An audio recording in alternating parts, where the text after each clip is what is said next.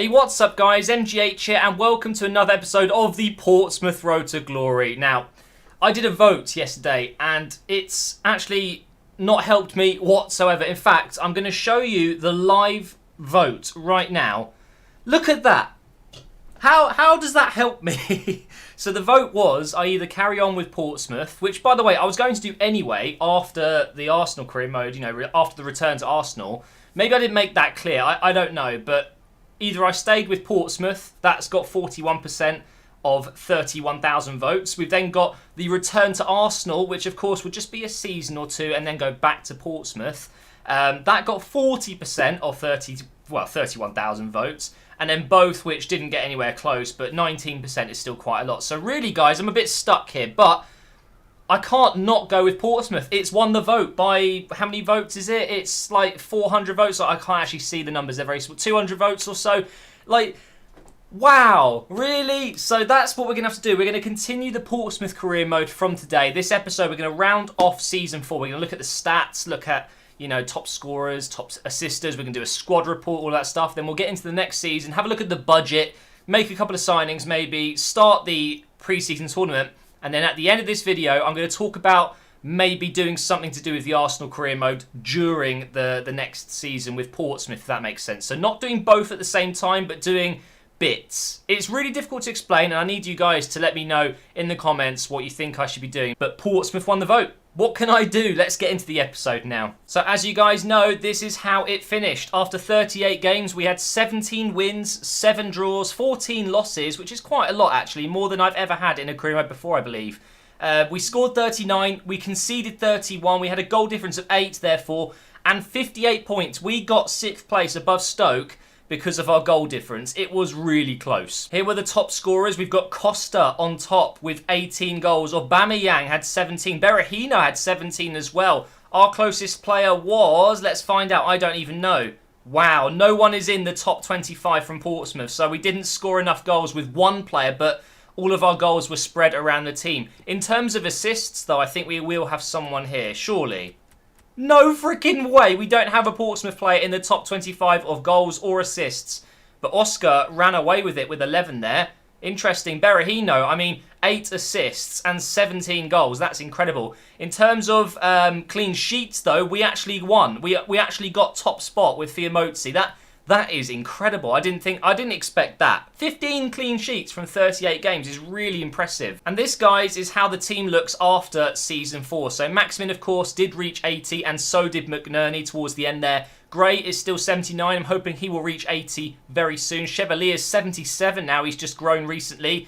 Iorfa's 76. Baumgartel 75. Riley 76. Loftus-Cheek 77, Bushagli 77 and Gomez 75. And Fiamozzi was one of the fastest growing players in the team last year. Fiamozzi got to 80 towards the end there. This is the bench.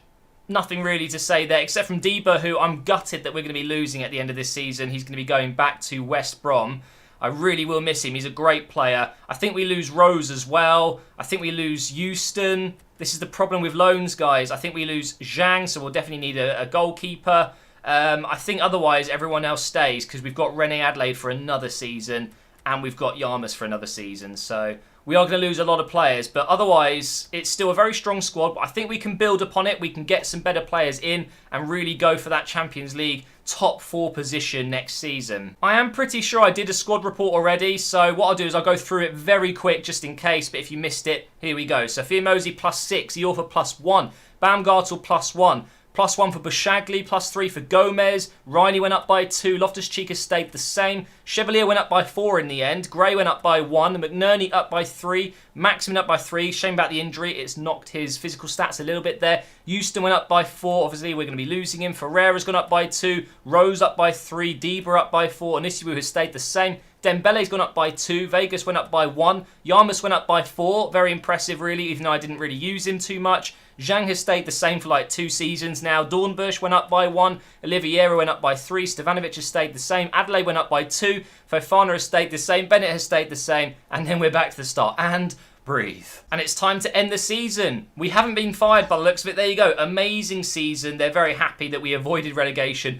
Only just. You know, we just about avoided relegation by getting 6th place. And they were very happy with our showing in the Domestic Cup. So we're now going to go ahead and load into Season 5 and get going. Have a look at the budget and see if there's any players that we want to sign up from the free agents, or I don't know, we're just going to look around the market. And here we are. Let's check the emails. We've got, okay, so we always get this. It's them talking about the transfer window being open, blah, blah, blah. So they want us to reach round of 16 in the Cup. Our budget is, whoa, now that's nice. £21.5 million and 100,000 per week on the wages. And that's before we do our pre-season tournament, which I'm hoping we can win about £5 million. And make it, is it 4 seasons in a row where we will win the pre-season tournament? That'd be great. The league objective is to finish mid-table. First, though, it's time to get the pre-season tournament sorted. And look at that, we can win about 5 million. They're all 4-star difficulty. We've got Germany, Netherlands, and Portugal. Looking at the groups, they're all relatively difficult. They've all got some very decent sides, but straight away, I am looking at the Portugal one. The one in Portugal looks slightly easier than the others. Or is that just me? I mean, I'm looking at this one. You've got...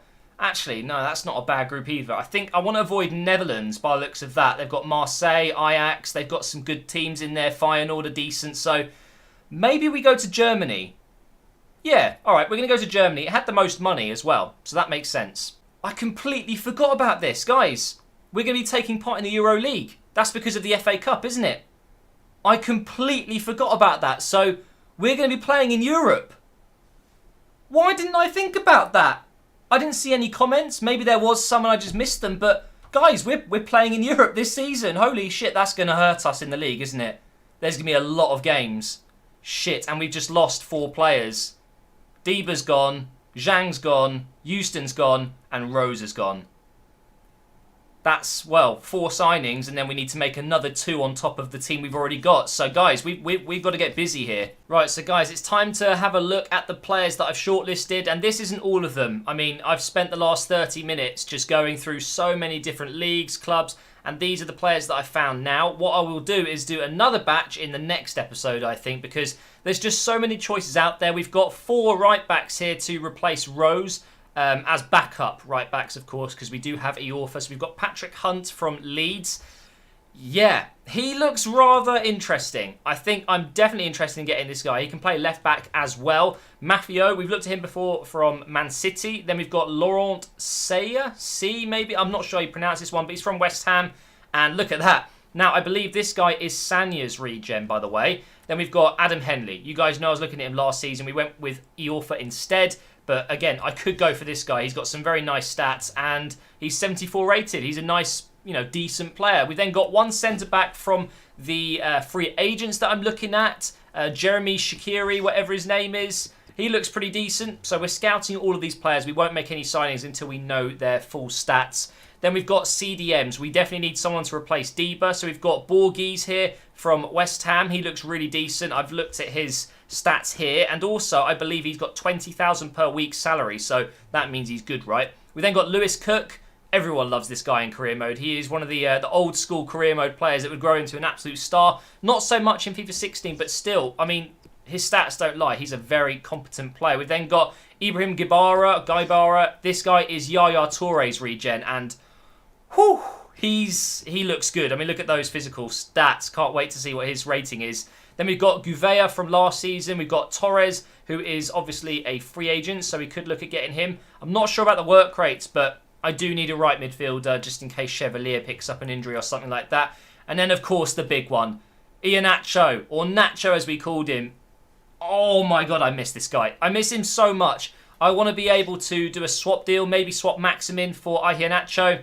I won't need both of them. They're so similar, but I want to get him back. You guys know I've been wanting to do that for a while. Let's find out how much wages he's on. He's on 60,000. Wow, that's going to be interesting. So we're scouting him. I'm hoping he's about 82, maybe even 83 rated, and he would fire us surely into that top 5, top 6 once again this season. So it's time to get into the first game of the pre-season tournament. Let's see if we can get off to a really good start. Obviously, we've won the pre-season tournaments in the last few seasons without playing. We've simulated the whole tournament and won them. And look at that, we've got a 3-1 win against Malaga. McNerney getting a double and Gray scores as well. Now into the next game, it's against Hertha Berlin and they won their first game. So this is actually quite an important one. If we can get a win over them, obviously we make it through to the semi-finals and we won't have lost a game.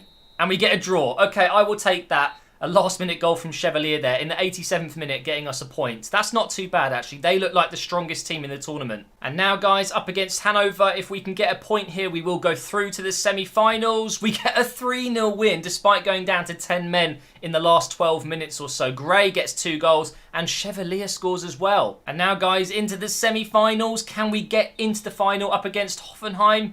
Come on, son. Come on. Yes, a 3-1 win. We were 3-0 up at that point. That's fantastic. They scored in the 82nd minute. Bit of a consolation goal, and we're through to the final. But Maximin has picked up an injury despite scoring 2 goals. Hopefully it's not a bad one. Oh, thank God for that. It's only 3 days, so it's not a big problem. He will play in the final. And we've just had an offer come in for Maximin. 16 million from Celta Vigo, but apparently, according to my chief executive, we could get up to 22.4 million. So I'm thinking, do we sell him and potentially get more money out of him than a swap deal would get if we obviously swapped him in for Nacho? I don't know. It's a bit of a difficult one, this. I'll tell you what, I don't really want to sell him right now, only if the money is right. I'm gonna counter offer 28 million. If they give me 28 million, I will do it, because that is a silly amount of money, and then we will buy Nacho. Right, so here we go, guys. It's the final of the pre-season tournament. Can we get a win and win all of that money?